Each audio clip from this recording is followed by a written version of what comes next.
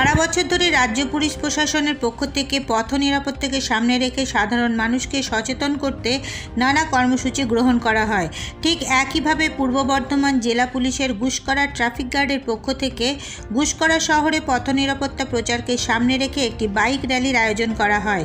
এদিন গুসকরা শহরের স্কুল মোড় থেকে এই র্যালিটি শুরু হয়। গুসকরা বাস স্ট্যান্ড হয়ে গুসকরা রেল স্টেশনের কাছে গিয়ে র্যালিটি শেষ হয়।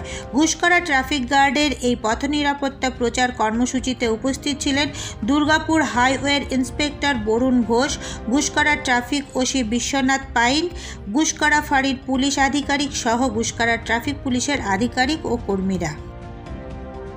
এরপর নজর রাখুন আমাদের পরবর্তী খবরে।